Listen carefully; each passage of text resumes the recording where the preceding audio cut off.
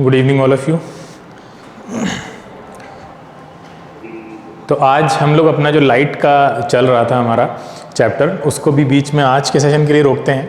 आज हम आप लोगों को दिखाएंगे कि कुछ अभी नीट का एग्ज़ाम हुआ है पिछले संडे को, उसमें कई क्वेश्चंस ऐसे थे जो आप अपनी अभी 9th और 10th लेवल की अंडरस्टैंडिंग से कर सकते हैं बहुत इजीली। बाकी कॉमन सेंस तो ज़रूरी है ही है, थोड़ा कॉमन सेंस लगाएंगे तो कई सारे क्वेश्चन आप कर लेंगे, जबकि फिजिक्स का पोर्शन लास्ट ईयर के कंपैरिजन में टफ आया है नीट में, ठीक है। और तीनों कंपोनेंट में नीट के पीसीबी का जो फिजिक्स ही सबसे टफ माना जाता है, तो अगर आप उसके क्वेश्चंस अभी इतनी अंडरस्टैंडिंग पे आप करे ले रहे हैं, सोचिए तो अगर आगे आप जाते हैं तो 11th-12th में तो कितने ज़्यादा आपके चांसेस हैं, मतलब इस एग्ज़ाम के लिए और फिर इसके अलावा अगर आप जेई के लिए टारगेट कर रहे हैं तो उसमें दिखाने का मतलब ये है कि 9th-10th की अंडरस्टैंडिंग कितनी ज़्यादा इंपॉर्टेंट है। 9th-10th को कभी हल्का नहीं समझना चाहिए। यहाँ पे अगर आप सही तरह से चीज़ें पढ़ते हुए चले जाएँ तो वो एक तो आपकी एडवांस चीज़ें समझने में ना सिर्फ हेल्प करता है, बल्कि बहुत सारे पेपर में ऐसे क्वेश्चंस आ जाते हैं जो डायरेक्टली आपकी उसी अंडरस्टैंडिंग से हो जाते हैं। आपको उसमें कोई एडवांस कॉन्सेप्ट लगाने की ज़रूरत नहीं होती, बस थोड़ा कॉमन सेंस अपना खुला रखिए और चीज़ें होने लगती हैं। तो आज हम लोग देखेंगे कई सारे क्वेश्चंस हम उस तरह से कर लेंगे। इसमें कई सारे बच्चे ऐसे होंगे जिन्होंने यहाँ पे रेगुलरली नहीं पढ़ा है, यानी कुछ बच्चे ऐसे हैं जो 10th में ही आए हैं, कुछ बच्चे ऐसे हैं जो अभी जिन्होंने 10th में भी नहीं पढ़ा, NTSC बैच ज्वाइन किया है, तो उन बच्चों को हो सकता है थोड़ा सा ऐसा लगे कि सर क्या बता रहे हैं, कब पढ़ा दिया। तो कोई दिक्कत नहीं है, आप उसको देखते चलिए, ठीक है। देखिए, the find the value of angle of emergence from the prism, refractive index of the glass is √3। देखिए कितना आसान क्वेश्चन है, हम इससे कॉम्प्लेक्स क्वेश्चन हम लोग कर चुके हैं ना, याद है किसी को? हाँ, अब ये वाला जो क्वेश्चन है ये तो उससे भी ज़्यादा मुश्किल है जो अभी नीट में दिखाया हमने, वो तो आसान है क्वेश्चन, ये थोड़ा ज़्यादा मुश्किल। इसमें तो आपको ये R1 + R2 भी लगाना पड़ा था, ठीक है। अब आपको सिर्फ ये फॉर्मूला चाहिए ना, ये वाला म्यू, ये वाला, दोनों ही साइड पे आप स्नेल्स लॉ लगा दीजिए। अब देखिए अब कैसे लगाते हैं हम लोग, बहुत आसान है। चलिए आप लोग पहले खुद ट्राई करिए, थोड़ा सा कॉन्फिडेंस आएगा। हाँ, अब देखिए यहाँ पे ये जो रे आ रही है, इस रे को आप आगे प्रोड्यूस कर दीजिए। कहाँ गया, ये दिक्कत कर रहा है, क्या हो गया भाई इसमें? अरे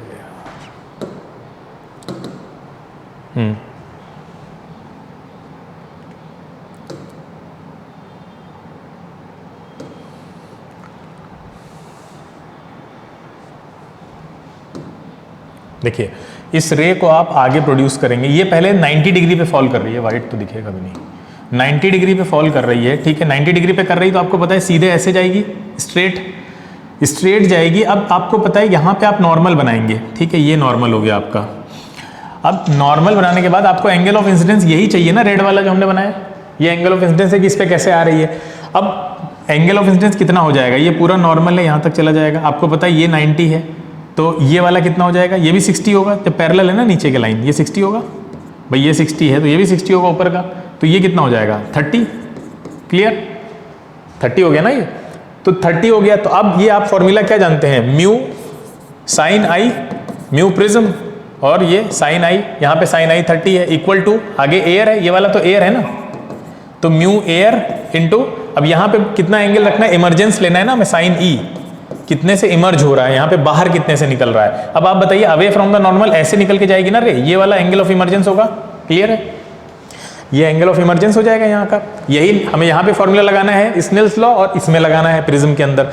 अब बताइए म्यू प्रिज्म हमें दे रखा है ना √3, साइन आई कितना है, साइन 30 कितना हो जाएगा 1/2 इक्वल टू म्यू एयर कितना होता है 1, ठीक है, इंटू साइन ई। अब आप खुद ही बताइए, आप इतना पढ़ चुके हैं, √3/2 किसका होता है साइन में? 60। हाँ, तो देखिए एंगल ऑफ इमरजेंस 60 आ गया। बोलिए, ये तो सभी बच्चे जिन्होंने लाइट पढ़ी हुई है, अगर उनके यहाँ इतने लेवल की चीज़ें पढ़ाई गई हैं अच्छे से, वैसे ये तो पढ़ाया गया होगा, तो 10th लेवल का क्वेश्चन है प्योर, ठीक है। क्लियर, सबको समझ में आया? तो आपको स्नेल्स लॉ लगाना था, ठीक है, दोनों ही यहाँ पे सरफेस पे, ठीक है, प्रिज्म में भी और आपका एयर में भी, दोनों जगह स्नेल्स लॉ आप लगाएंगे, क्वेश्चन हो जाएगा, ठीक है। तो ये प्योरली 10th लेवल के अंडरस्टैंडिंग बेस्ड क्वेश्चन है, अगर आपने अच्छे से वहाँ पे ये सारे बेसिक्स पढ़े हैं, ठीक है। आगे चलते हैं, तो 60 डिग्री आपका आंसर हो गया। नेक्स्ट देखिए क्या पूछ रहा है, a lens of large focal length and large aperture is best suited as an objective of an astronomical telescope since. आपको बताया था हमने टेलीस्कोप के बारे में, याद है, कंपाउंड माइक्रोस्कोप, टेलीस्कोप, लेंस के यूजेस में पढ़ा था हमने, कॉन्वेक्स लेंस के, नहीं याद है? चलो भाई याद, ये वाला, हाँ ये देखिए प्लेलिस्ट भी आईसीएसई की खुली हुई है, सीबीएसई में भी पढ़ाया गया था ये पूरा। तो ये देखिए आपको टेलीस्कोप, बेसिक टेलीस्कोप में ये क्या है, ऑब्जेक्टिव लेंस दिख रहा है, ऑब्जेक्टिव है, और ये क्या है, आई पीस है। ऑब्जेक्टिव बड़ा है, लार्ज फोकल लेंथ है, लार्ज क्रॉस सेक्शन होता है। अब ये पूछ हमसे ये रहे हैं कि ऑब्जेक्टिव को लार्ज रखा क्यों जाता है, कहाँ गया, ये हैंग ना करे बस, ठीक है। लार्ज रखने के पीछे क्या है, बड़ा अपर्चर है, contributes to the quality and visibility of the image, बिल्कुल सही है ना भाई। लार्ज अपर्चर होगा तो क्या होगा, ज्यादा रेज आएंगी, बोलो भाई लार्ज अपर्चर में फायदा क्या होता है कि ज्यादा रेज अंदर आती हैं। अपर्चर अगर बड़ा है तो रेज ज्यादा आएंगी, बोलिए, तब सबको क्लियर है, ये सारी रेज, तमाम सारी रेज आएंगी इसके अंदर। अगर छोटा अपर्चर होता तो कम रेज आती, तो बिल्कुल सही है पहला, विजिबिलिटी ऑफ द इमेज, ज्यादा रेज आएंगी तो ज्यादा आगे जाके मिलेंगी, इमेज और क्लियर बनेगी। दूसरा कह रहा है a large area of the objective ensures better light gathering power, बिल्कुल यही तो कर रहा है ये, ठीक है, ज्यादा लाइट को गैदर कर रहा है, बिल्कुल सही है। A large aperture provides a better resolution, resolution भी बड़ा होगा इसका, बोलो, हाँ, तो यानी चारों सही है, बोलो समझ में आया ना? हाँ, तो आपने अगर वो बेसिक टेलीस्कोप वाला वीडियो देख रखा है, आपको इतनी अंडरस्टैंडिंग कॉमन सेंस है, तो आप ये क्वेश्चन कर लेते, कुछ इसमें एक्स्ट्रा नहीं करना था। ये देखिए ऑल ऑफ द अबव हो गया। नेक्स्ट आते हैं, अब कैपेसिटेंस, इलेक्ट्रिसिटी में काफ़ी एडवांस चीज़ें पढ़ी, लेकिन कैपेसिटर छोड़ दिया था, कई सारी चीज़ें जैसे करंट डेंसिटी नहीं पढ़ाई थी, क्योंकि वो बहुत ज़्यादा फिर वो हो जाता कि बस 12th का सारा कंप्लीट ही हो जाता। थोड़ी चीज़ें बची थी, मैंने बताया 70% हमने कर लिया, 30% बचा है। कैपेसिटर उसी में से था, हालांकि कैपेसिटर को समझना बहुत ज़्यादा आसान है। देखिए आपको हमने हीट पढ़ाई थी, याद है? हीट 9th में ही पढ़ी थी हम लोगों ने। और आप सब जानते हैं कि किसी भी चीज़, जैसे कोई भी ऑब्जेक्ट को अगर आप हीट दे रहे हैं तो हीट उसके अंदर डालते जा रहे हैं, कोई लिमिट तो होगी ना, उसके बाद वो नहीं झेल पाएगा ना, बोलो, कोई एक ऐसा पॉइंट होगा ना जहां पे आके आप हीट देते रहिए, फिर उसको हीट नहीं ले पाएगा वो, तो उसको बोलते हैं थर्मल कैपेसिटी, यानी उसकी हीट लेने की कैपेसिटी कितनी है, उसको थर्मल कैपेसिटी बोलेंगे। जैसे कोई ग्लास है, ठीक है, ये क्या हो रहा है आज, हाँ ये ग्लास है, ठीक है, और इसमें आप पानी भर रहे हैं यहाँ से। अब सोचिए पानी भर रहे हैं तो इतना ही आएगा ना जितना इसका लेवल है यहाँ तक, बोलो, इस ए लेवल तक ही आएगा, उसके बाद तो गिर जाएगा। तो हर एक ऑब्जेक्ट को जब आप कुछ देना शुरू करते हैं तो वो लेने की भी कैपेसिटी होती है, कितना ले लेगा। पानी डाल रहे हैं आप, 1 लीटर आ जाएगा, 2 लीटर आ जाएगा, 10 लीटर, कुछ तो कैपेसिटी होगी। ऐसे ही आप हीट दे रहे हैं किसी को तो कितनी हीट आ जाएगी, एक सर्टेन अमाउंट ऑफ हीट ही उसके अंदर आ सकती है। इसी तरह से जब किसी बॉडी को चार्ज किया जाता है, चार्ज दिया जाता है, ठीक है, जब उसके अंदर चार्ज को ट्रांसफर किया जाता है तो इसका मतलब उसका पोटेंशियल बढ़ा रहे हैं या कम कर रहे हैं। देखो कॉमन सेंस बेस्ड क्वेश्चन पूछा, शांत हो गए सब लोग। अगर हम किसी ऑब्जेक्ट को चार्ज दे रहे हैं तो उसका पोटेंशियल बढ़ा रहे हैं या कम कर रहे हैं? बिल्कुल ऑब्वियस ही बात, जल्दी बोलना चाहिए ना, बढ़ा रहे हैं, हाँ, उसको हायर पोटेंशियल पे ले जा रहे हैं ना, तभी तो चार्ज फ्लो होगा हायर टू लोअर। तो वो आप उसको चार्ज दे रहे हैं तो सोचो चार्ज लेने की भी तो एक उसकी लिमिट होगी, उसके बाद वो नहीं ले पाएगा, है ना, बोलिए। उसी को कैपेसिटेंस बोलते हैं, उसी को कैपेसिटेंस बोलते हैं। क्या आप किसी ऑब्जेक्ट में चार्ज भरते जा रहे हैं, ठीक, किसी को चार्ज देते जा रहे हैं, तो वो जिस लेवल पे आके बस कहते बस हम नहीं, जैसे खाना खाते जा रहे हैं आप, तो एक आपकी कैपेसिटी है, उसके बाद आप नहीं खा पाएंगे। तो वही है, जितना वो झेल पाएगा, जितनी उसकी कैपेसिटी होगी, तो वही कैपेसिटर जो अपना लिटरल मीनिंग के सेंस में भी समझिए आप, तो चार्ज को जितना वो मैक्सिमम चार्ज ले सकता है वो उसकी कैपेसिटेंस कहलाएगी। कैपेसिटेंस समझ गए ना? तो अब देखिए यहाँ पे आपने रेजिस्टेंस पढ़ी हुई है ना, रेजिस्टेंस तो पढ़ी है ना, इक्विवेलेंट रेजिस्टेंस निकालना सीरीज में, पैरेलल में, ये एग्जैक्टली उसका उल्टा काम करता है। कैसे? हम आपको रेजिस्टेंस में काफी एडवांस चीजें पढ़ा चुके हैं। देखिए यहाँ पे 2 पोटेंशियल हैं, ए और बी मान लेते हैं हम यहाँ पे। अब आप बताइए अगर इसमें रेजिस्टेंस लगी होती, कैपेसिटर की जगह रेजिस्टेंस लगी होती मान लीजिए 2 मिनट के लिए, तो हम इसको सॉल्व करने के लिए हमारे पास कई मेथड है। पोटेंशियल मेथड पढ़ाया था, याद है पोटेंशियल मेथड? अरे पोटेंशियल मेथड पढ़ाया था। अब पोटेंशियल मेथड में हम क्या देखते हैं कि यहाँ पे पोटेंशियल कितना होगा भाई, ये अगर वायर बिल्कुल स्मूथ जा रहा है, बीच में कोई पावर नहीं लगा है, कोई रेजिस्टेंस नहीं है, तो पोटेंशियल चेंज होता है क्या? नहीं होता है, हाँ। तो यहाँ पे ए, तो यहाँ भी ए होगा, यहाँ भी ए होगा, बोलो, यहाँ भी ए होगा, सेम है। अच्छा इधर आइए, बी यहाँ पे है तो यहाँ भी बी होगा, बोलो बेटा, यहाँ भी बी होगा, है ना। अच्छा आगे बढ़िए, ये भी बी होगा और ये भी बी होगा, क्या सही है? हाँ। अब आप बताइए कि ये वाला जो C है ये सेम पोटेंशियल पे लग गया आके ना, क्या सेम पोटेंशियल पे कोई ऑब्जेक्ट लगा उसमें कोई करंट जाएगी? नहीं जाएगी, कुछ नहीं होना है। तो ये बेकार है भाई साहब, इनका कोई काम नहीं है। मान लो इस C की जगह पे 2 R लगे होते तो आंसर कितना होता, आप बताओ। मान लो अगर यहाँ पे R लगे होते, इसको R से सॉल्व करते तो ये पैरेलल में है, क्लियर है?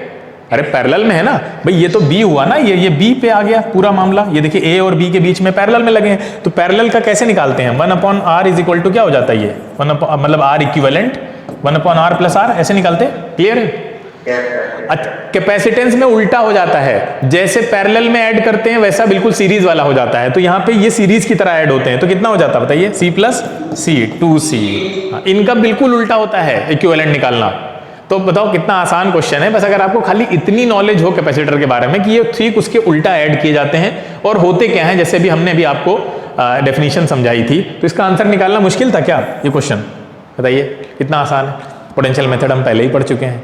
तो इतनी ये अंडरस्टैंडिंग इतना काम करती है कि चीज़ें बहुत आसान लगने लगती हैं। जो टर्म बहुत भयानक लगते हैं कि अभी आप जाएंगे इलेक्ट्रिसिटी में ये पढ़ेंगे वो पढ़ेंगे, कुछ नहीं है, सब बहुत आसान है अगर आप अपना 10th अच्छे से करके आए हैं, 9th अच्छे से करके आए हैं। ठीक है, आगे चलें। हाँ नहीं, मतलब इसको निकालने का जो तरीका है, जैसे पैरेलल में और जो उसमें निकालते हैं हम सीरीज में, वो एग्जैक्टली अपोजिट है रेजिस्टेंस के। ठीक है, बाकी और कॉम्प्लेक्सिटीज अपनी जगह अलग हैं, लेकिन तरीके पे हम अगर बात करें तो उसमें कुछ था नहीं इसमें और कुछ ऐसा एज सच जिस सीरीज में कैलकुलेट करना होगा तो उसमें वो रेसिप्रोकल मिलेगा। हाँ, उसमें बिल्कुल वो उल्टा चला जाएगा, जैसे उसमें पैरेलल में रेजिस्टेंस को करते हैं वैसे। ठीक है, 2C आंसर है आपका। तो ये भी बताने का मतलब ये था क्वेश्चन। अब ये देखिए, इस क्वेश्चन में आपसे जो चीज़ें पूछी हैं ये कुछ जाने पहचाने लिख रहे हैं कुछ चीज़ें, ध्यान से देखो। हाँ चलो ये दिखाते हैं तुम्हें और याद आ जाएगा कुछ लोगों को। वैसे बहुत अच्छे से किया था हम लोगों ने, ठीक है। ड्रिफ्ट वेलोसिटी है ना, और उससे फिर हमने करंट का फॉर्मूला निकाला था NE² AE τ/2m। देखिए ध्यान से, है ना। और सिर्फ इतना ही नहीं, हमने ओम्स लॉ को पूरा प्रूफ किया था, वो भी देखते हैं। ओम्स लॉ हमने कैसे, ये देखिए ओम्स लॉ VI/कांस्टेंट, ये देखिए आया था R = 2m/NE² τ। और फिर हमने क्या किया था, यहाँ पे L/A की जगह पे क्या रख दिया था, रो को L/A इंटू ये रो था, ये पूरा जो रेड से बना हुआ है, ठीक है, यही तो था रो, जब यहाँ पे फॉर्मूला आया था निकाल के। हाँ, तो मेनली यहाँ पे आपको याद, अगर एक फॉर्मूला याद है कि R कितना था, रेजिस्टेंस कितना था, mL/NAE² τ। बोलो यही है ना, mL/NEA² τ। चलो खाली अगर हमको ये भी याद है तो उससे ये क्वेश्चन हम कर सकते हैं। देखिए कैसे निकाला था, mL/NAE² τ। इन सब में सारे टर्म आप लोग जानते हैं ना, रिलैक्सेशन टाइम सब कुछ जानते हैं ना, और बोलिए मास ऑफ इलेक्ट्रॉन, और ठीक है लेंथ, सारी चीज़ें जानते हैं, कोई ऐसा एक टर्म नहीं जो आप नहीं जानते हो। अब आप बताइए कि यहाँ पे जो रो होता है, रो का फॉर्मूला अगर हमें निकालना हो तो हम A को इधर ट्रांसफर कर सकते हैं और L को नीचे ले आए, बोलो तो ये आ जाएगा ना हमारे पास कुछ NE² τ दिख रहा है भाई। इसी को तो मॉडिफाई किया है ना हमने, A को इधर ले गए और इसको इधर नीचे ले आए इसके, तो ये हमारे पास ये आ गया। इसी को रो बोलते हैं, इसी को तो रो बोलते हैं, हाँ इसी को रो बोलते हैं, ये सबने पढ़ा हुआ है। रो मतलब इलेक्ट्रिकल रेजिस्टिविटी, बोलो रो मतलब इलेक्ट्रिकल रेजिस्टिविटी। क्या इलेक्ट्रिकल रेजिस्टिविटी इसमें कोई मैच कर रहा है ऑप्शन हमारे पास? क्या इलेक्ट्रिकल रेजिस्टिविटी का कोई ऑप्शन मैच कर रहा है क्या? ध्यान से देखो, कौन सा?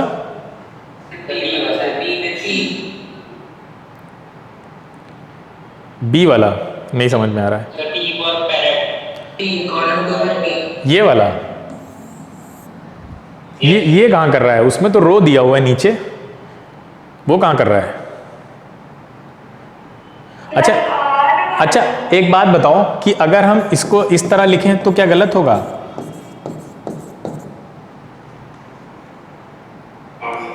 ये फॉर्मूला रिलैक्सेशन टाइम का है या नहीं है? इसका मतलब C P के बराबर होना चाहिए। C P से मैच करेगा, C P से मैच करेगा, बताइए ध्यान से देख के। और मजे की बात यह है कि CP से एक ही ऑप्शन में मैच कर रहा है, देखो ध्यान से, यस सर। दिख रहा है, EE टाउ अपॉन 2m, बोलिए VD, ये हम लोग कर चुके हैं, उसी टाइम का स्क्रीनशॉट है ये। ड्रिफ्ट वेलोसिटी का फॉर्मूला ये याद आया, ये यहीं से तो आया है, देखिए यहाँ से हम लोग प्रूफ करते हुए यहाँ तक पहुंचे थे, और I = NEA VD पूरा लिखा था हमने, नहीं याद आया?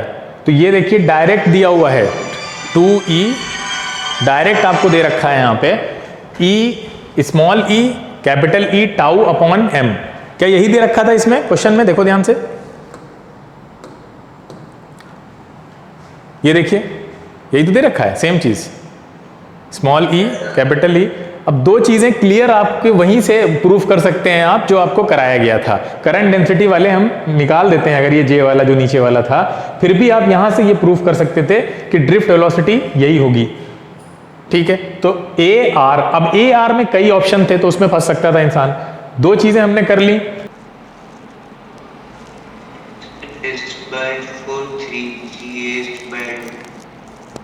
आवाज तुम लोग की बड़ी अजीब सी आ रही, क्या दिक्कत है? नेटवर्किंग। ऑप्शन 2 आ रहा है कुछ लोगों का, चलो करके देखते हैं क्वेश्चन को, क्या कह रहा था क्वेश्चन। एनर्जी कंजर्वेशन से लगेगा, particle is release from height s from the surface of the earth, ठीक है, नीचे से उसको रिलीज किया गया है, ठीक है, और क्या कह रहे हैं, at a certain height it's kinetic energy, अब ये ऊपर उसको भेज रहे हैं, ठीक है, at a certain height it's kinetic energy is 3 times it's potential energy, ठीक है, the height from the surface of the earth and the speed of the particle at that instant. अब नीचे से एक पार्टिकल को छोड़ा गया है, उसने कुछ हाइट गेन की होगी, बोलिए, मान लेते वो हाइट s है जो गेन की है उसने, ठीक है, और फिर ये बोल रहे हैं कि एक सर्टेन हाइट पे क्या होता है, एक सर्टेन हाइट मान लीजिए नीचे ग्राउंड से h, ठीक है, एक सर्टेन हाइट h पे क्या हो रहा है कि काइनेटिक एनर्जी किसके बराबर है, 3 times इट्स पोटेंशियल एनर्जी, बोलो यही बोल रहे हैं, देखिए ध्यान से, क्वेश्चन में यही कहा जा रहा है। Yes sir. हाँ ठीक है, अब आप सब जानते हैं फाइनली जब वो एक पर्टिकुलर हाइट पे पहुंचेगा तो यहाँ V0 हो जाएगा, बोलो, पहुंच के मैक्सिमम हाइट वाला सभी लोग जानते हैं। अच्छा, आपको पता है एनर्जी कंजर्वेशन लगा दीजिए, एनर्जी कंजर्वेशन मान लीजिए ये पॉइंट A है और ये पॉइंट को B मान लीजिए आप, ठीक है, दोनों पॉइंट पे एनर्जी सेम होगी, बोलिए A और B पे एनर्जी कंजर्वेशन अगर हम लगाएं,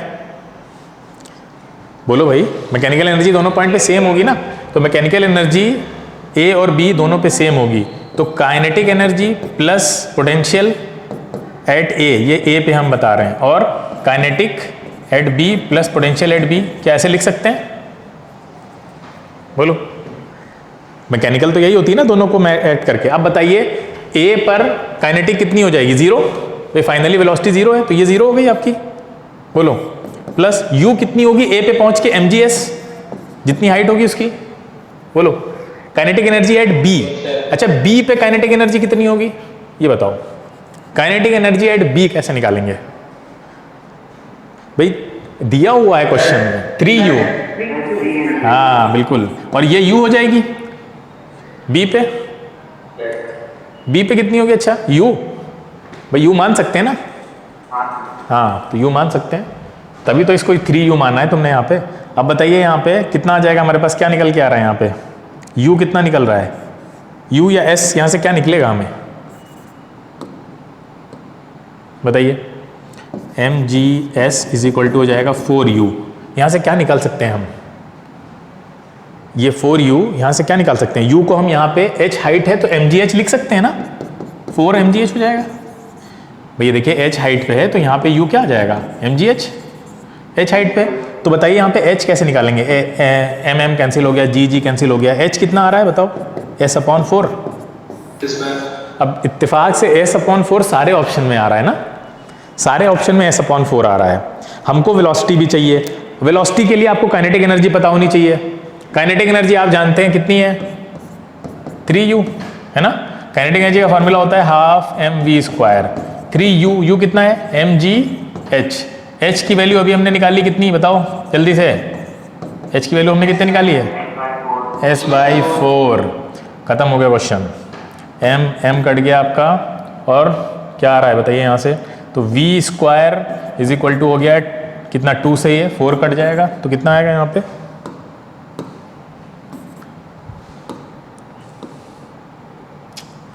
यार ये हैंगिंग। तो ये कितना आ रहा है बताओ यहाँ से, 3/2, 3/2 GS है ना? यस हाँ, तो V कितना आ गया? V कितना आ गया? रूट 3/2 GS, सही है यस सर। पहला ऑप्शन। ठीक है बेटा, ये हम लोग अपना, ठीक है कैमरे वाली चली जाएगी। हाँ क्या चीज़? क्या H कैसे निकाला? ये कैसे निकाला? ये हमने देखिए कंजर्वेशन ऑफ एनर्जी लगाया हमने यहाँ पे कि वो नीचे से ऊपर फेंका गया है, फिर A पॉइंट पे जो उसकी एनर्जी होगी और जो B पॉइंट पे मैकेनिकल एनर्जी होगी वो दोनों बराबर होगी। एनर्जी तो हर पॉइंट पे मैकेनिकल बराबर होगी ना, तो जितनी मैकेनिकल यहाँ होगी काइनेटिक प्लस पोटेंशियल, उतनी काइनेटिक प्लस पोटेंशियल हर पॉइंट पे होगी ना, नीचे जहां जहां आएगा वो। तो B पे भी काइनेटिक प्लस पोटेंशियल बराबर होगी, तो हमने दोनों को इक्वल कर दिया। अब दोनों पे हमने देखा कहां कहां काइनेटिक कितनी है, यहाँ काइनेटिक 0 हो जाएगी ऊपर पहुंच के, A वाले केस में वहां सिर्फ पोटेंशियल है तो mgs लिखा क्योंकि हाइट तो s थी। अब जब B पे आए तो B पे काइनेटिक एनर्जी कितनी है हमें क्वेश्चन में दे रखी है 3 टाइम्स पोटेंशियल, तो 3u लिख दिया हमने। अगर यहाँ पोटेंशियल u है तो ये 3u हो जाएगी, तो 3u प्लस u कितना हो जाएगा 4u। अब यहाँ पे पोटेंशियल है कितनी, तो हाइट को देखते हैं ना, जब भी पोटेंशियल एनर्जी निकालनी होती है हाइट देखते हैं। हाइट h थी तो mgh हो जाएगी, यहाँ पे हाइट s थी तो mgs हो गई, तो यहाँ mgh लिखा हमने, बाकी mg कैंसिल हो गया, h इज इक्वल टू आ गया s/4। क्लियर? ठीक है, चलिए नेक्स्ट। अब ये क्वेश्चन प्योर W मतलब जो आपका वर्क एनर्जी पावर है उसी से आप कर सकते थे। ठीक है, नेक्स्ट आगे चलते हैं, तो अभी नहीं कर पाएंगे, अभी आप छोड़ते हैं इसको।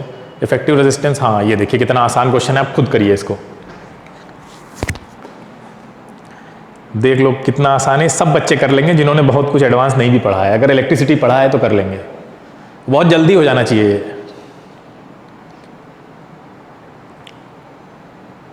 इतना टाइम लगा रहे हो, चलो हम करा ही देते हैं। देखो यहाँ पे 4 ओम आया आंसर इसी का, कह रहा है effective resistance of parallel connection that consist of 4 wires of equal length. अब बताओ इक्वल लेंथ के हैं तो 4/r हो जाएगी ना, बोलो रेजिस्टेंस, अरे 4/r हो जाएगी, क्लियर है इतना। और वो दी किसके बराबर है आपका 1/r, जो इक्विवेलेंट है वो कितना दिया हुआ है वहां पे आपको, ये r/4 हो जाएगी। और इसको पलटेंगे आप तो r इक्विवेलेंट यहाँ हो जाएगा, r इक्विवेलेंट दिया है 0.25, बोलो यही दिया है ना, अरे यही तो दिया है, ये देखो 0.25, the effective resistance of parallel connection it consist of 4 wires. तो r कितना आ गया 4 × 0.25 ओम, बोलो। तो अभी तो हमने क्या निकाला है, what will be the effective resistance if they are connected in series. ठीक है, तो ये तो 1 ओम आ गया ना, यहाँ पे 1 ओम आया। अब 1 ओम को अगर आप सीरीज में रखेंगे तो क्या हो जाएगा, 1 + 1 + सीरीज में ये सब ऐड होता है, तो आंसर हो जाएगा आपका 4 ओम। ठीक है, आगे चले, आसान था क्वेश्चन ये, इसमें तो ज़्यादा 4 ओम आ गया। देखिए वाटरफॉल कर रहा है 60 मीटर हाइट से, देखिए ये 60 मीटर की हाइट है, यहाँ से पानी किसी टरबाइन पे गिर रहा होगा ना, ऐसे टरबाइन रखी होगी यहाँ पे, ऐसे चल रही होगी, ये पानी यहाँ से गिरता होगा इसके ऊपर, बोलो ऐसा ही है ना क्वेश्चन। अब ये पानी इसके ऊपर गिर रहा है तो कह रहे हैं कि 15 kg/s के रेट से गिर रहा है, और losses due to the frictional forces are 10% of the input, how much power. Power का फॉर्मूला क्या होता है, W/T, T तो 1 सेकेंड पहले ही दे रखा है, तो सीधा सीधा W के बराबर हो गया। हाँ सीधा सीधा आपका W के कितना आंसर आया,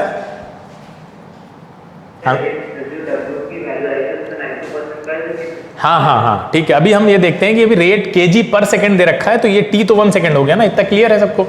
अब देखिए P सीधे W के बराबर है, C आ गया कुछ लोगों का आंसर। W देखिए W कैसे निकालेंगे हम, हाइट ले रहा है ना 60 की, तो mgh से निकाल लेंगे, बोलिए mgh से पोटेंशियल एनर्जी होगी, नीचे गिर रहा है। अब m कितना है 15 है, g कितना है 10 ले लेते हैं, g 10 ले सकते हैं, हाँ ले सकते हैं। h कितना है आपका 60 है, और 10% लॉस हो जा रहा है, तो इसका मतलब सिर्फ 90% बच रहा है, तो 90/100 कैलकुलेट कर लो, आंसर आ जाएगा इसका। देखिए क्या आ रहा है 15 × 6 = 90 और 9 × 9 = 81। देखिए यहाँ से 15 × 6 = 90 और 9 × 9 = 81, 81 टाइप का कुछ आंसर आएगा। 81 टाइप का आंसर सिर्फ एक ही दिया है, आप कुछ मत करिए सॉल्व वॉल्व, ठीक है, ऐसे डायरेक्ट आप कर सकते हैं इसको, अपना टाइम बचाइए। क्योंकि कोई और ऑप्शन ऐसा है नहीं ना जो मैच कर रहा हो। अब डेसिमल मिलाइए मत, क्या दिक्कत है ना। तो ये थोड़ा स्मार्ट कैलकुलेशन भी सीखना है आपको, कुछ नहीं मिलाने की जरूरत है जब ऑप्शन है नहीं। यहाँ पे ज़्यादा टाइम लेकर ज़्यादा कैलकुलेट करके ज़्यादा नंबर थोड़ी ना मिल जाएंगे, ठीक है। समझ में आ गया सबको, आगे चलें। हाँ नेक्स्ट कह रहा है spring is stretched by 5 centimetre by a force 10 newton the time period. देखिए अब ये फॉर्मूला बेस्ड है, वैसे तो क्वेश्चन कराया जा सकता है, लेकिन ये थोड़ा सा आपको 11th की अंडरस्टैंडिंग इसमें चाहिए, तो इसको भी हम छोड़ देते हैं। अब बॉडीज, ये भी नहीं, सिंपल हार्मोनिक मोशन हमने टच नहीं किया था, छोड़ दिया था। आगे चलते हैं, ये वाला क्वेश्चन भी थोड़ा सा अभी आपको नहीं कर पाएंगे अभी आप लोग, इसको अभी हम आगे छोड़ते हैं। 12th में देखिएगा इसको। 2 चार्ज स्फेयर हैं, 2, अब इसमें भी करंट डेंसिटीज अगर पढ़ा दिया होता ना तो ये सब बहुत सारे क्वेश्चन ऐसे थे जो थोड़े से कॉन्सेप्ट अगर हम और पढ़ा देते आपको इलेक्ट्रिसिटी में तो ये सब बहुत आसान हो जाते। खैर ये तो सेमीकंडक्टर है तो किया ही नहीं हमने। Number of photons per second on an average emitted by the source of monochromatic light, wavelength इतना है, छोड़ते हैं इसको भी।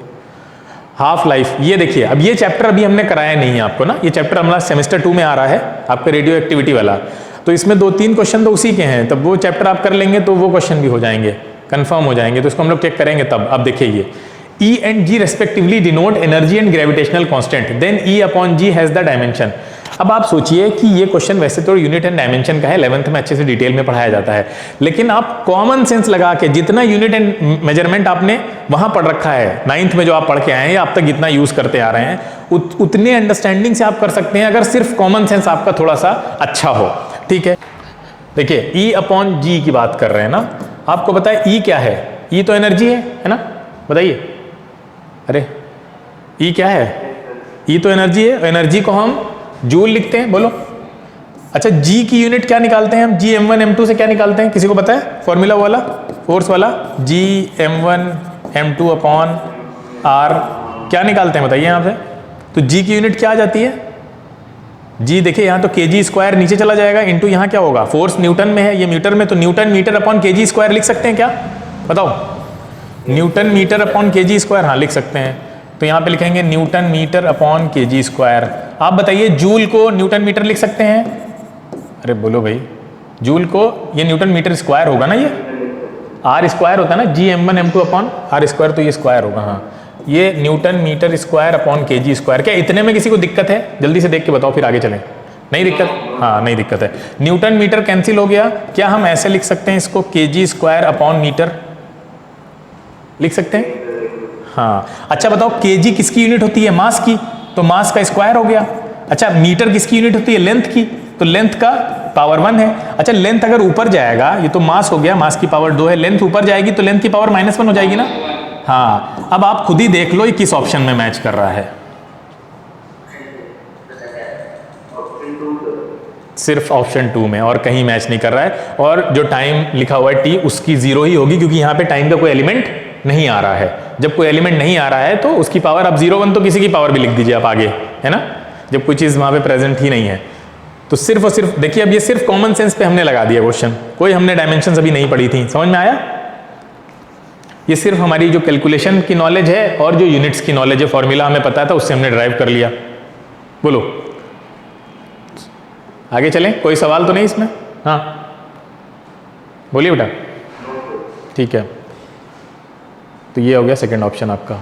फिर क्या पूछा है? Nucleus with mass. अब देखो ये हमने अभी आपको पढ़ाया नहीं है चैप्टर, जब रेडियो एक्टिविटी पढ़ लेंगे ना तो ये क्वेश्चन भी आसान हो जाएंगे, हम लोग वापस आएंगे इस पे। अब ये देखिए, ये क्वेश्चन मतलब प्योर कॉमन सेंस बेस्ड है। अगर आपने इलेक्ट्रिसिटी पढ़ी है ढंग से, सही से, तो आप ये क्वेश्चन जरूर कर लेंगे, भले ही ये देखने में थोड़ा आपको भयानक टाइप का लग रहा हो, वरना ये है कॉमन सेंस बेस्ड। जरा ट्राई करो, 1 मिनट दे रहे हैं आपको, ट्राई करो, लगे ना लगे कोई दिक्कत नहीं है, तब करवाएंगे तो ज्यादा मजा आएगा।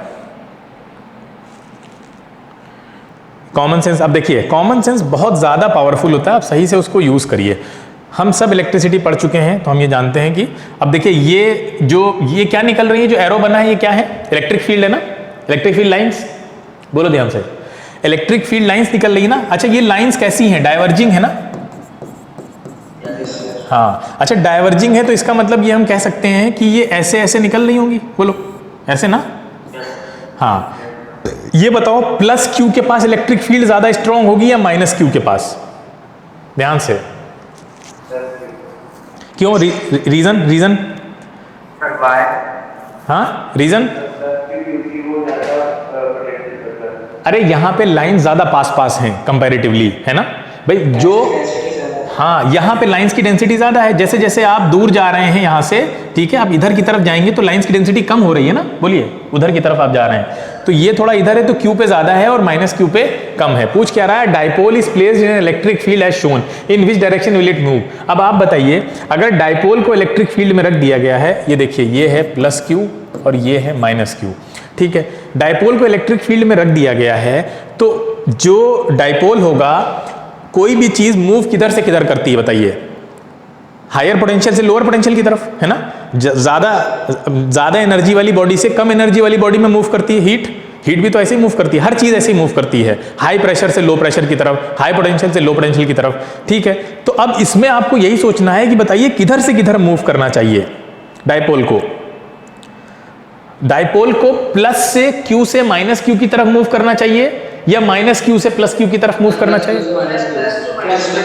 हाँ, क्योंकि यहां पे ये हाई पोटेंशियल पे है ना बेटा, ये लो पे है, बोलिए, तो इसका मतलब लेफ्ट मूव करना चाहिए या राइट मूव करना चाहिए।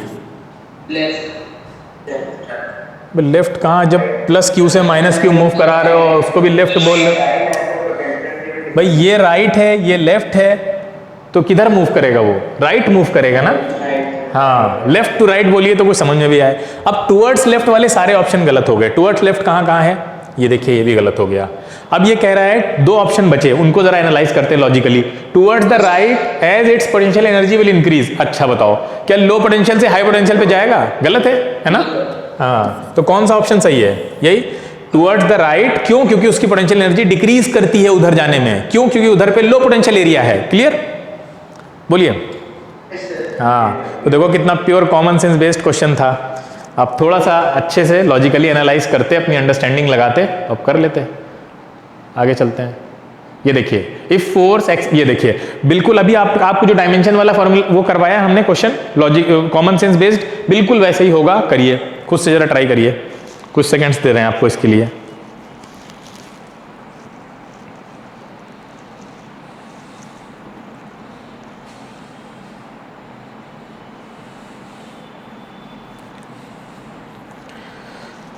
चलिए हम करा ही देते हैं, थोड़ा भारी लग रहा होगा आप लोगों को। देखिए ध्यान से, आपसे पूछ क्या रहा है, क्या पूछ रहा है, if force, acceleration and time are chosen as the fundamental physical quantities, find the dimension of energy, है ना। बताओ, एनर्जी की अभी हमने देखा था जूल होती है, और जूल को हम कैसे लिख सकते हैं, न्यूटन मीटर, इतना क्लियर है। जूल को न्यूटन मीटर लिख सकते हैं, W = FD आपने वर्क एनर्जी पावर में पढ़ा हुआ है। अब हम क्या करेंगे, हम क्रॉस वेरीफाई करेंगे इनमें से कौन सा ऑप्शन हमको न्यूटन मीटर देगा, जो देगा वही सही होगा। ठीक है, अब बताइए कौन सा दे रहा है, जल्दी से फटाफट। ये है फोर्स है, चेक करना पड़ेगा, ये न्यूटन हो जाएगा। एक्सेलरेशन कितना होता है, मीटर पर सेकेंड स्क्वायर, मीटर पर सेकेंड स्क्वायर में सेकेंड स्क्वायर ऊपर आ जाएगा, इनटू टाइम, यहाँ पे ऊपर है, नहीं होगा ना, गड़बड़ है। देखिए न्यूटन मीटर नहीं मिल रहा है यहाँ पे भी। दूसरे में देखिए, दूसरे में है फोर्स एरिया, तो यहाँ पे न्यूटन हो जाएगा, इनटू ये कितना हो जाएगा, मीटर पर सेकेंड स्क्वायर इनटू एस, नहीं होगा ये भी भाई, एक एस तो फिर भी फालतू है ना, ये भी गड़बड़ हो जाएगा। ये वाला चेक करिए, ये वाले में आपको न्यूटन आएगा इनटू मीटर पर second square into second square, है ना, ये मिल रहा है, बोलो यही मिल रहा है ना। थर्ड वाला देखो ध्यान से। हाँ, तो देखिए कि कॉमन सेंस बेस्ड क्वेश्चन है, कुछ नहीं था। कोई आपने 11th की डायमेंशन आपने तो पढ़ी ही नहीं ना, आपने ML T ये सब कहाँ जानते हैं आप, लेकिन आपने फिर भी आप कर सकते हैं अगर आपका कॉमन सेंस वाकई में पावरफुल हो, स्ट्रांग हो, तो उसी को अच्छा करना है आपको। ये सारे बड़े बड़े एग्जाम्स आसान लगने लगेंगे। Next, a thick current carrying cable of radius R carries current uniformly distributed across its cross section. The variation of magnetic field due to the cable with the distance r from the axis of the cable. ये छोड़ देते हैं क्योंकि इसमें थोड़ा understanding आपको चाहिए, जो अभी हमने इसको टच ही नहीं किया इतना डिटेल में। ये देखिए क्या कह रहा है, मैच द कॉलम, हाँ इसको भी छोड़ते हैं। रेडियो एक्टिविटी, ये जब चैप्टर हम लोग कंप्लीट कर लेंगे तब पढ़ेंगे इसको, ठीक है। नहीं ये भी नहीं, थर्मोडायनामिक्स हीट वाला चैप्टर है ये, हीट वाला भी करना है हम लोग को। हाँ ये देखो, ये हमने आपको NTSC क्लास में कराया था, याद है, SN का फॉर्मूला नहीं याद है, देखिए याद आया, मोशन में किया था हमने, ये देखिए formula u plus a by two 2n minus 1, ठीक है। अब आपको ये फॉर्मूला अगर याद है भी एनटीएससी में कुछ ही दिन पहले जो मोशन के चैप्टर चल रहा था तब कराया था, u plus a by two 2n minus 1, SN को डिराइव किया था पूरा हमने, ठीक है। डायरेक्ट फॉर्मूला रटा नहीं था, ड्राइव करके निकाला था। अब इसी अंडरस्टैंडिंग से ये नीट का क्वेश्चन आप आराम से कर लेंगे। चलिए देखते हैं कैसे करेंगे।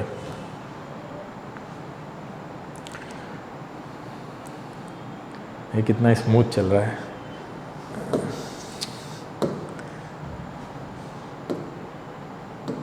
हाँ देखिए एसएन क्या था अभी पीछे हमने देखा, u plus a by two 2n minus 1। बेटा याद कर लो इसको, ड्राइव नहीं करना बार बार। एसएन प्लस 1 क्या हो जाएगा, u plus a by two, n की जगह क्या रखना पड़ेगा हमें, n प्लस 1 रखना पड़ेगा बस।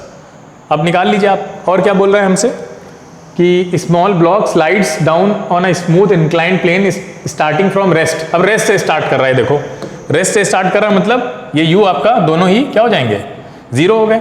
अब डिवाइड कर दीजिए, वैसे भी 0 वो कट जाता, तो आप इसको डिवाइड कर दीजिए आप, ठीक है। यही पूछ रहा था आपसे, डिवाइड किया आपने, ये कैंसिल, क्या मिलेगा यहाँ पे हमें, 2n माइनस 1 डिवाइडेड बाई ये हो जाएगा 2n प्लस 2 माइनस 1, यानी 2n प्लस 2, ये 2n प्लस 1। ये देखिए कौन सा ऑप्शन मैच कर रहा है, थर्ड ऑप्शन। बताइए था आसान, हाँ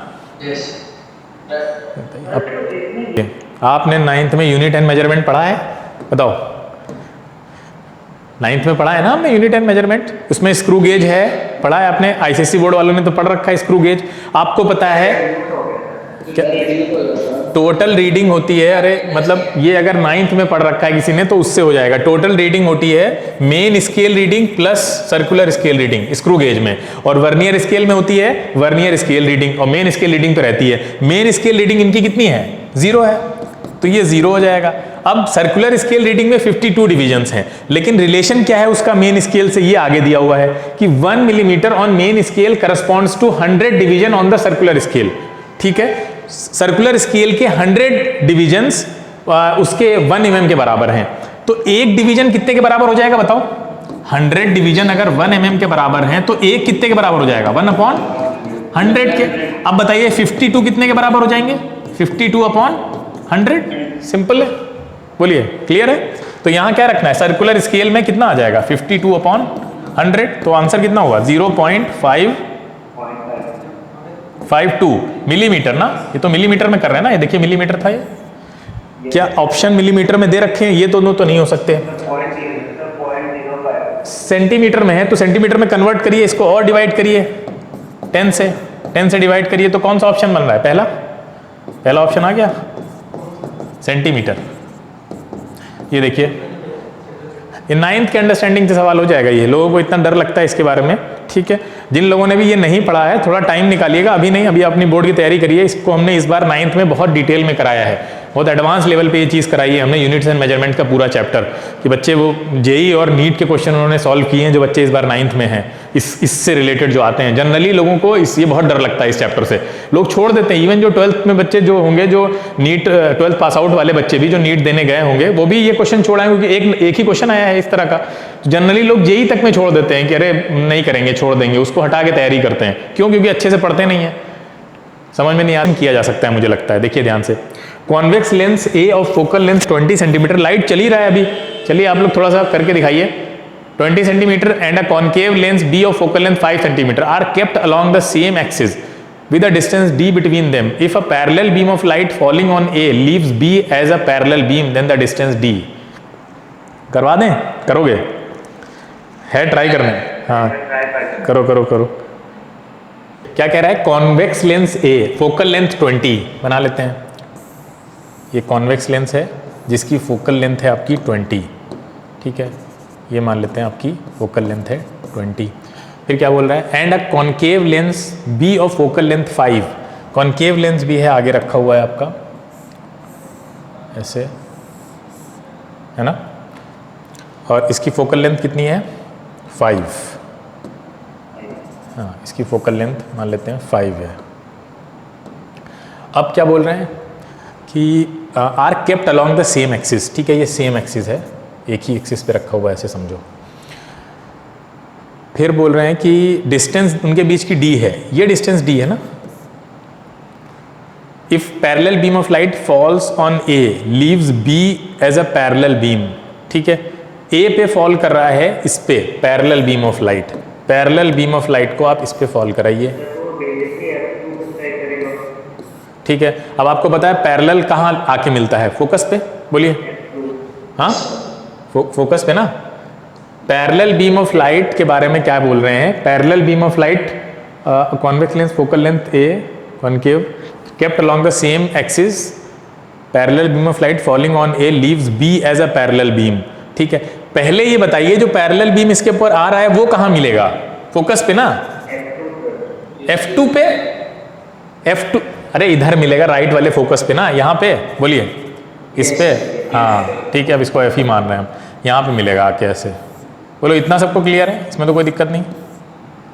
हाँ, अब कह रहे हैं कि जो आके इसके ऊपर पैरेलल बीम गिर रहा है वो पैरेलल बीम क्या कर रहा है, लीव कर रहा है बी को एज अ पैरेलल बीम, यानी यहां से भी ये ऐसे ऐसे पैरेलल ही निकल रहा है, बोलो यही कह रहे हैं ना ये। हाँ, तो अब यहां से इसके ऊपर रेस कैसे जा रही होंगी कि वो अल्टीमेटली पैरेलल जा रही हैं। तो अब आप बताइए कैसे करना है हमको, यहां से आगे, यहां से हम कैसे आगे बढ़ेंगे। हाँ, कौन सा नहीं, फोकस के थ्रू कौन सा जा रहा होगा, 1 बाय 1 बोलिए, फोकस के थ्रू कौन सा जा रहा होगा। नहीं वो तो ऑब्वियस सी बात है, लेकिन वो पैरेलल कैसे हो रही हैं।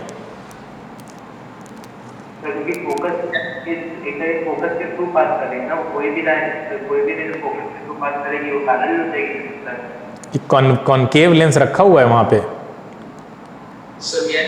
हाँ बोलो। तो जब कोई लाइट गिर रही है जो यहाँ से फोकस से जा रही है, हाँ, तो बाद में वो एक रूल है जो बाद में पैरेलल हो जाएगी।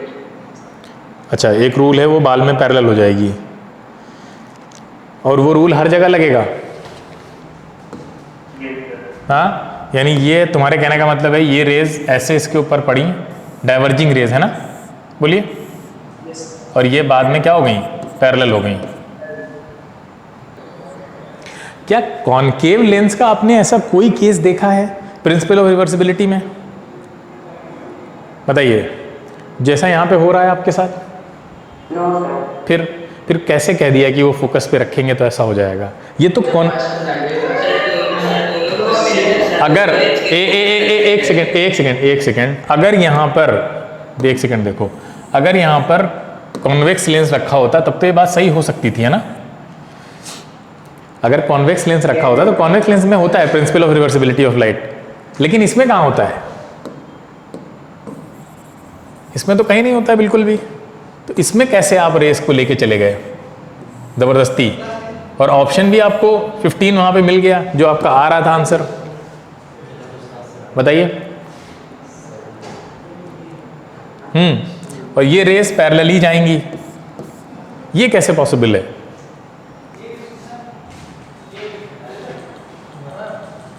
अच्छा, अरे एक बात बताओ, जब ये रेज, एक मिनट, जब ये रेज इसके ऊपर पड़ रही हैं इस तरह से, देखिए ध्यान से, मान लीजिए इस तरह से निकल के आ रही हैं और ये इनको पैरेलली भेज रहा है, तो इसकी इमेज कहाँ बनेगी, पैरेलल रेज हैं तो कहाँ इमेज बनेगी बताओ, इन्फिनिटी पे। हाँ, तो इन्फिनिटी पे इमेज बनेगी, तो क्या ऑब्जेक्ट डिस्टेंस हम नहीं निकाल सकते, हमें इमेज डिस्टेंस पता चल गई इन्फिनिटी।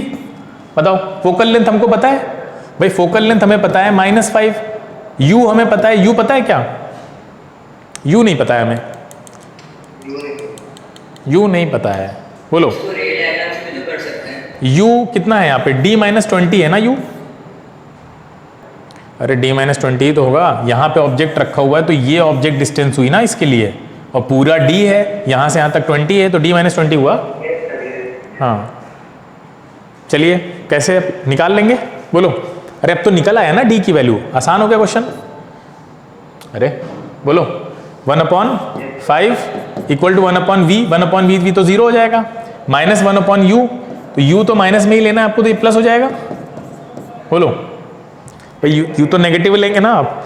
फोकल लेंथ माइनस पे लेंगे प्लस में लेंगे, माइनस पे लेंगे, हाँ, ये वाले क्वेश्चन पे आते हैं सर। थोड़ा हम एक्सटेंशन ले लेते हैं क्योंकि कुछ क्वेश्चन सॉल्व करा रहे हैं नीट वाले जो आए हुए हैं, तो हम सोच रहे हैं कवर हो जाएं ये। हाँ बताइए। अच्छा, इसको बैलेंस किया जैसे हमने, वैसे करके कैसे सॉल्व कर सकते हैं हम? ये आपका mg है, ये f पता नहीं, यही तो निकालना है। u को रख सकते हैं v रो जी प्लस, सॉरी v रो जी। बताइए। हाँ, अब आपको करना ये है कि इस मास को चेंज कर दीजिए आप डेंसिटी वाले टर्म में, खत्म हो जाएगा क्वेश्चन। डेंसिटी दे भी रखी है आपकी ग्लिसरीन की, मास को डेंसिटी में कैसे चेंज करते हैं? हाँ बस, तो रो वी यहाँ पे किसकी दे रखी है? ग्लिसरीन की कितनी दे रखी है आपको? पहले लिख लेते हैं। Rho into V into g, F ये कितना है? वी रो जी, कितना हो जाएगा? ये डेंसिटी कितनी है बेटा? किसकी डेंसिटी किसकी है? If the density of glycerine is d/2, तो ग्लिसरीन वाली यहाँ पे d/2, तो इसको अगर आप d मान लेते हैं, ये वाली इधर वाली को dVg माइनस को कितना हो जाएगा आपका?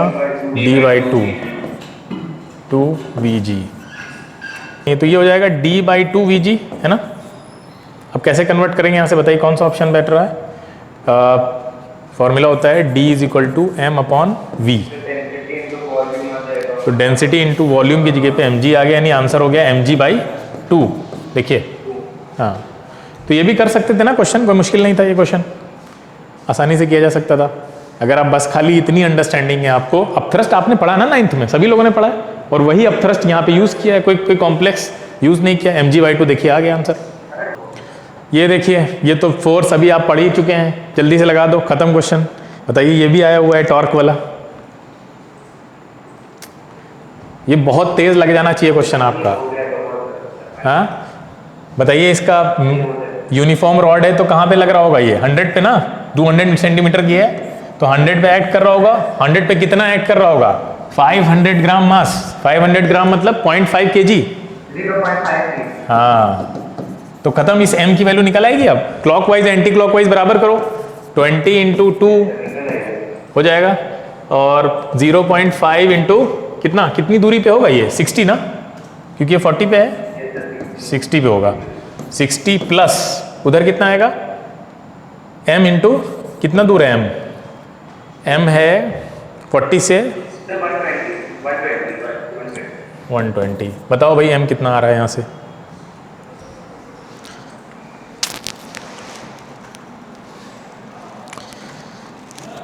जल्दी, थोड़ा जल्दी बताओ।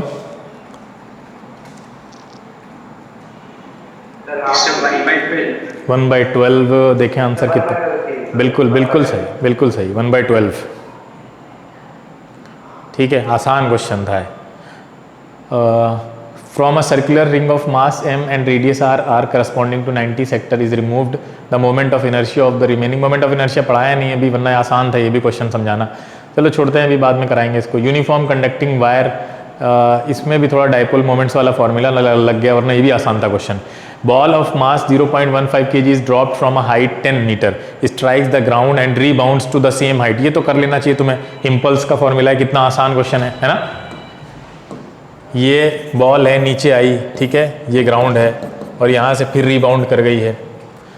आपको पता है इम्पल्स होता क्या है?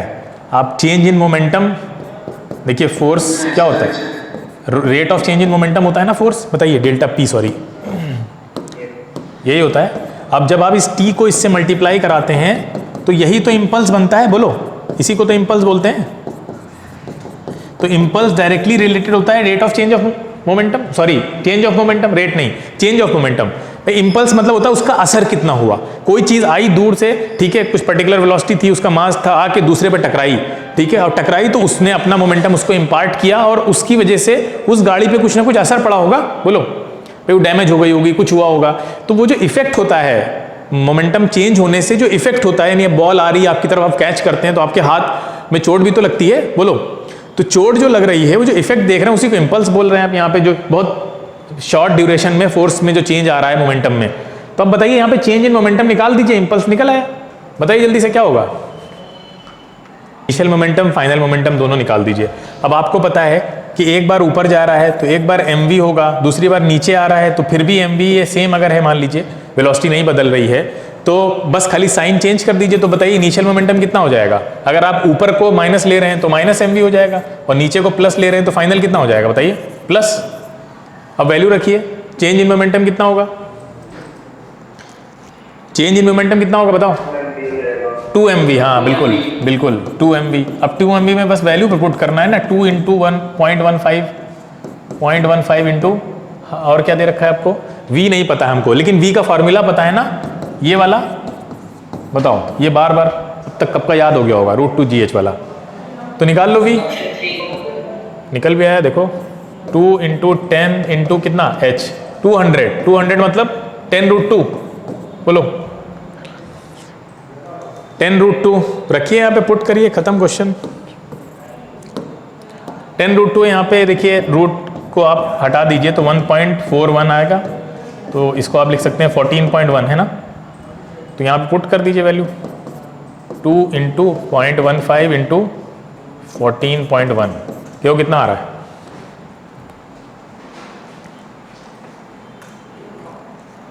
तो 4.2 देखते हैं, बिल्कुल सही, ठीक है, आसान क्वेश्चन था। देखिए नीट लेवल का क्वेश्चन है ये क्वेश्चन, हाँ ये क्वेश्चन मुश्किल क्वेश्चन में से एक है इस चैप्टर के, इस पेपर के, लेकिन आप लोग ये कर सकते हैं क्वेश्चन, ठीक है। पिछले क्वेश्चन में तो आपने डिसअपॉइंट कर दिया, ठीक है, सब खराब कर दिया, जो इसी तरह का क्वेश्चन आया था जिसमें आपका वो रखा हुआ था कॉन्वेक्स लेंस और कॉनकेव लेंस, लेकिन यहाँ पे तो कम से कम आप देखिए, थोड़ा ट्राई करिए कैसे होना है। मैं तब तक इधर बना लेता हूँ इसको।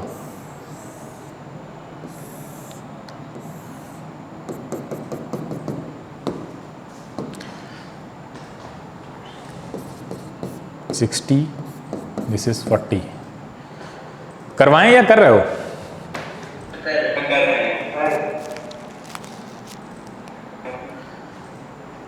ऑप्शन 1 किसने निकाला? वायुन। खुद से मेहनत करके निकाला है या कोई हेल्प ली अभी इधर उधर? खुद से किया। अच्छा,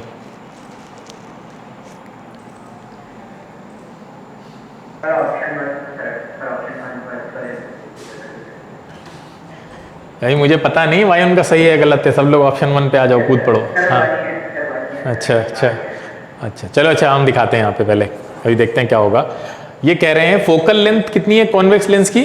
30 है ना, यानी यहाँ पे कहीं आपका फोकस होगा और ये सेंटर ऑफ कर्वेचर है।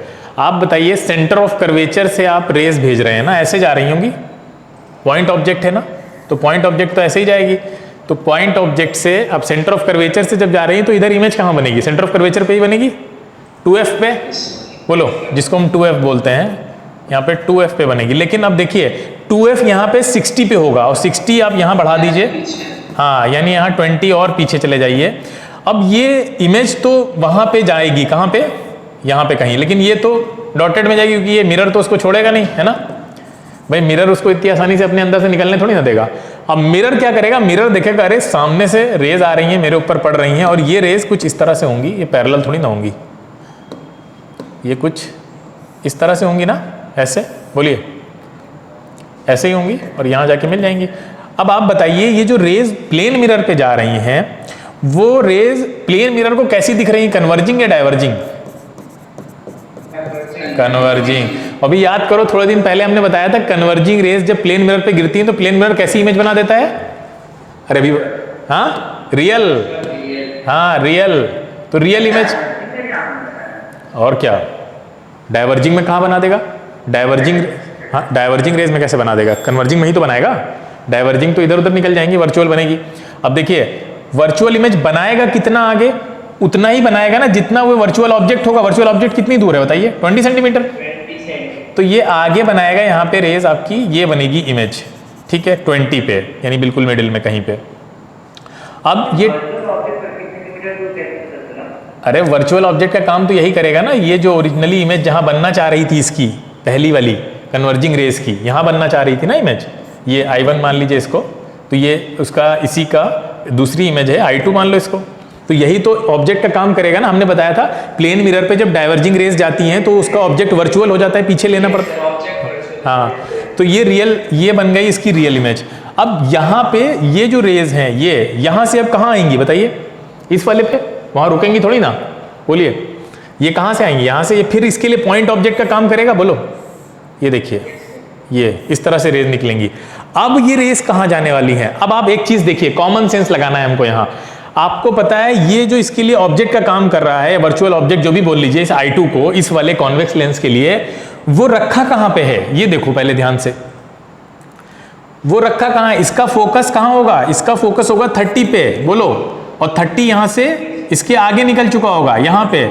इसका मतलब जो ऑब्जेक्ट है वो ऑप्टिकल सेंटर और F के बीच में रखा है, और जब ऑब्जेक्ट ऑप्टिकल सेंटर और F के बीच में रखा होता है तो इमेज कैसी बनती है, रियल या वर्चुअल। हाँ, तो हम पहले ही ऑप्शन से रियल इमेज को गायब करेंगे कि ये नहीं हो सकती, दोनों रियल नहीं बननी है। ठीक है, आपको पता है कि कॉनकेव लेंस के केस, कॉनकेव मिरर के केस में और कॉन्वेक्स लेंस के केस में, दोनों के केस में जब ऑब्जेक्ट फोकस और पोल या फोकस और ऑप्टिकल सेंटर तक पहुंच जाता है, फोकस पर तो वहां जाती हैं, इन्फिनिटी पे मिल जाती हैं, पैरेलल होती हैं, लेकिन जब फोकस को क्रॉस करके फोकस और पोल के बीच में पहुंचता है तो इमेज फिर वर्चुअल हो जाती है, पीछे आ जाती है ना। तो अब आप खुद सोचिए, इसकी इमेज इधर ही कहीं बनेगी ना, इस साइड पे, राइट हैंड साइड पे, राइट हैंड साइड पे पीछे बनेगी इमेज, पीछे आ जाएगी। अब कितना पीछे बनेगी वो हमें नहीं पता है, लेकिन ऑब्जेक्ट डिस्टेंस पता है ना, ऑब्जेक्ट डिस्टेंस कितनी है बताओ, इमेज निकल आएगी। इमेज डिस्टेंस निकालनी पड़ेगी ना, क्योंकि एक में 20 बोल रहे हैं, एक में 30 बोल रहे हैं, तो ये निकालना पड़ेगा हमको। ऑब्जेक्ट डिस्टेंस कितनी है, अब देखिए इधर ऑब्जेक्ट डिस्टेंस है तो इसके लिए ऑब्जेक्ट डिस्टेंस फिर नेगेटिव लेंगे ना आप, क्योंकि रेज ऐसे आ रही हैं, देखिए ध्यान से, रेज इधर जा रही हैं। यहाँ पे आपको ये बस साइन कन्वेंशन का ध्यान रखना है कि ऑब्जेक्ट यहाँ पे नेगेटिव हो जाएगा, क्योंकि इस तरह से देखेंगे अब आप। तो ऑब्जेक्ट कितना दूर है, 20 सेंटीमीटर है, -20। इमेज कहाँ बन रही है बेटा, इमेज कहाँ बन रही नहीं पता, यही तो निकालना है। अच्छा, फोकल लेंथ दे रखी है, कितनी है, 30, बताओ, लगा दो, बताओ कितना आ रहा है इमेज डिस्टेंस कितनी आ रही है यहाँ से। खत्म हो गया क्वेश्चन, कुछ बचा ही नहीं है भाई। 1/30, ठीक है, वो प्लस में रहेगी, और 1/v माइनस 1/u होता है तो ये प्लस हो जाएगा, सिंपल है। अब इसको इधर ले आइए तो 1/v हो जाएगा 1/30 माइनस 1/20। तो देखिए v माइनस में आंसर आ रहा है, आपको दिख भी रहा है v माइनस में आ रहा है तो वर्चुअल होगा, माइनस में ही तो आएगा, देखिए 1/20 छोटा है तो ये 60 हो जाएगा, ये 2 - 3 माइनस 1/60, यानी 60 पे बनेगी, यहां से 60 पे, यहां से 60 पे, तो इससे कितनी दूर भाई, पूरा 60 ले रहे हैं ना आप, हाँ 20। बोलो क्लियर है, समझ में आया। प्लेन मिरर से कितना दूर बनेगी, प्लेन मिरर से 20 सेंटीमीटर दूर होगी, ओवरऑल 60 दूर है प्लेन मिरर से।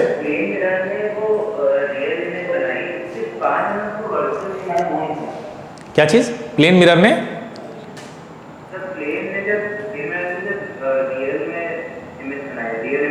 हाँ, उसके बाद ये जो I2 इमेज थी ये वापस से इसके लिए ऑब्जेक्ट का काम करेगी ना भाई, सामने मिरर एक और रखा हुआ है तो ये इसके लिए ऑब्जेक्ट का काम करेगी। अब इससे रेज इसमें निकल के जाएंगी तो फिर इमेज एक और मिलेगी ना आपको फाइनल, ये फाइनल इमेज होगी जो पीछे जाके बन रही है। अब यहाँ पे कोई मिरर नहीं है जो उसके लिए ऑब्जेक्ट का काम करे, तो फाइनल इमेज तो यही होगी ना भाई। अब यहाँ पे भी कोई मिरर आप रख दीजिए तो ये भी फाइनल नहीं होती, एक और बनती। तो यहां से फिर ये I2 जो है वो कॉन्वेक्स लेंस के लिए ऑब्जेक्ट का काम करेगा। क्लियर है, हाँ ठीक है। तो 20 सेंटीमीटर बिल्कुल सही है, जिन लोगों ने भी किया है बहुत कमेंडेबल है, ठीक है। Transformer connected to an AC main supply of 220 volt is made to operate 11 volt 44 watt lamp ignoring power losses in the transformer, what is the current in the primary circuit. देखिए देखने में लग रहा है transformer पढ़ा होगा, ये सब पढ़ा होगा तब कर पाएंगे, नहीं कोई जरूरत नहीं है। आपको सिंपल अगर पोटेंशियल डिफरेंस का कॉन्सेप्ट पता है तो आप कर सकते हैं। देखिए एक है 220 वोल्ट की सप्लाई, ठीक है, वहां से कहां गए हम बताइए, 11 वोल्ट और कितना 44 वॉट पे पहुंच गए। इसका मतलब ये स्टेप डाउन किया गया है ना, ट्रांसफार्मर में पावर को कम किया गया है। तो ये 220 वोल्ट पे था, ये 11 वोल्ट पे कर दिया गया है। आपसे बोल रहा है पावर लॉसेस नहीं हुए, इसका मतलब जितना पावर यहां होगा उतना ही पावर यहां होगा, दोनों साइड का पावर सेम कर दीजिए आप। तो सोचो पावर अगर सेम कर देते हैं आप, यहां का वहां का, ये P1 मान लीजिए और यहां का P2 है जो दे रखा है आपको, तो P1 बराबर P2 कर दीजिए। तो बताइए P1 फॉर्मूला क्या होता है, पावर का करंट के टर्म में फॉर्मूला क्या होता है, VI होता है ना, बोलिए ये VI, और ये आपको दे रखा है 44। अब बताइए वोल्टेज कितना होगा यहाँ पे 220, वोल्टेज कितना है यहाँ पे 220 है, इंटू करंट आपको निकालनी है। देख लीजिए आंसर कितना आ रहा है, आसान क्वेश्चन था। 11 2 जा 11 4 जा कितना आ रहा है 1/5 यानी कि 0.2। खाली पावर बराबर कर देनी थी, देखो कुछ नहीं था, आप छोड़ दीजिए ट्रांसफार्मर और सब कुछ, पावर लॉस नहीं हुआ, इसका मतलब पावर बराबर है, पावर का करंट से रिलेशन हमको पता है, ठीक है। 0.2 आंसर आ गया, इतनी आसानी से हमने कर लिया, ठीक है। इसको छोड़ देते हैं, ये भी नहीं हो पाएगा। ये देखिए कि ये क्वेश्चन क्या कर सकते हैं आप, जल्दी से बताइए 30 सेकंड के अंदर हैं, कर सकते हैं, जरा ट्राई कर लो, जरा 30 सेकंड का टाइम दे रहे हैं आपको।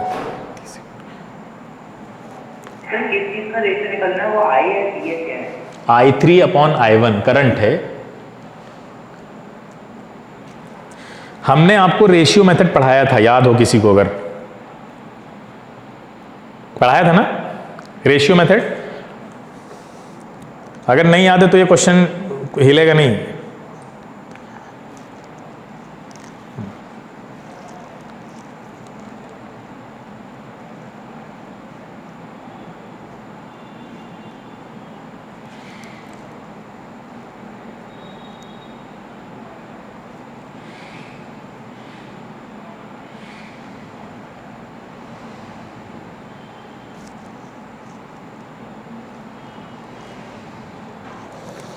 बस लास्ट क्वेश्चन है ये, ठीक है।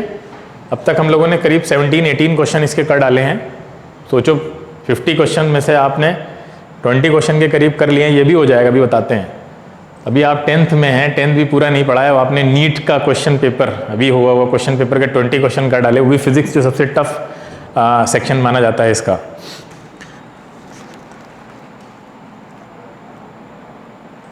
देखिए हम हाँ कितना, देखिए आप ये वाला छोड़ दीजिए, ये वाला देखिए ध्यान से। हमने आपको एक ये बताया था, ये जो इस तरह से आप करंट और रेजिस्टेंस कैसे कैलकुलेट कर सकते हैं, सीरीज पैरेलल में कुछ भी तरह से इस तरह से लगा हो। मान लीजिए यहाँ पे करंट फ्लो हो रही है I1 और रेजिस्टेंस है R1, यहाँ पे करंट फ्लो हो रही है I2 और रेजिस्टेंस है R2। तो ये फॉर्मूला बताया था ना हमने, I इन्वर्सली प्रोपोर्शनल होता है ना R के, तो यहाँ से फॉर्मूला बना था ना I1/I2 क्या बना था 1/R1/R2, याद है ये वाला, इस पे क्वेश्चन भी कराए थे, बोलिएगा नहीं याद है?